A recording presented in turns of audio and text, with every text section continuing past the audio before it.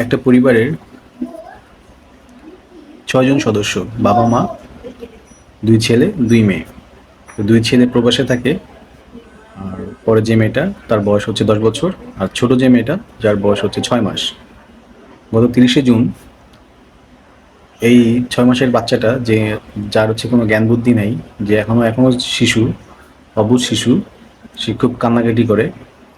এই কান্না সহ্য না করতে পেরে তার গর্ভধারিণী মা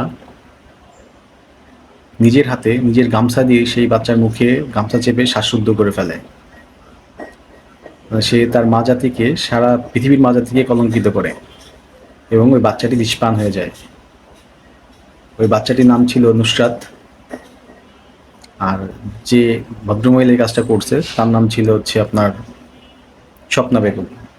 এবং স্বপ্না বেগম যে কাজটি করেছে সেটাকে ধামাচাপা দেওয়ার জন্য তার হাজব্যান্ড জিল্লুর রহমান, সে বাড়ির আশেপাশে একটা খালের মধ্যে সেই নিথর দেহটাকে ফেলে রেখে আসে। এবং থানায় গিয়ে অভিযোগ করে যে তার শিশুটিকে খুঁজে পাওয়া যাচ্ছে না। একটা পর্যায়ে যখন পুলিশ আসে, এসে খোঁজাখুঁজি করার পরে যখন খালের মধ্যে এই বাচ্চাটাকে পায়, এবং ওই কর্তব্যরত পুলিশের একটু সন্দেহ লাগে যে আসলে ঘটনাটা কি, তখন ওই বাচ্চার মাকে থানায় ডেকে ব্যাপক জিজ্ঞাসাবাদের পরে সে আস্তে আস্তে সব কিছু স্বীকার করে যে এই বাচ্চা অনেক কান্নাকাটি করতেছিল, তার কান্নায় সে বিরক্ত হয়ে সে এরকম একটা সিদ্ধান্ত নিয়েছে। এখন আপনারাই বলেন, ছোট একটা বাচ্চা, এই শিশুদের নিরাপদ স্থান হচ্ছে কি বাবা মা।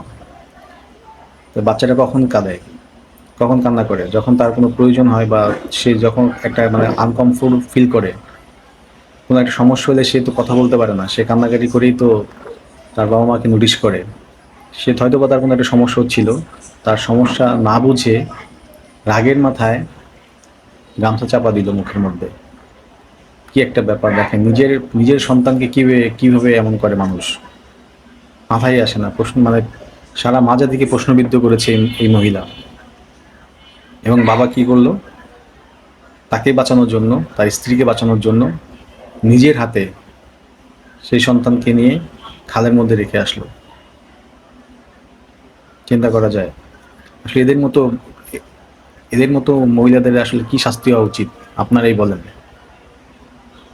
এই সংসারে তো কোনো অবনটন ছিল না, 2টা সন্তান, 2টা ছেলে প্রবাসে থাকে, 10 বছরের একটা মেয়েও আছে। ছোট বাচ্চাটা তো আদরের থাকা উচিত, তাই না?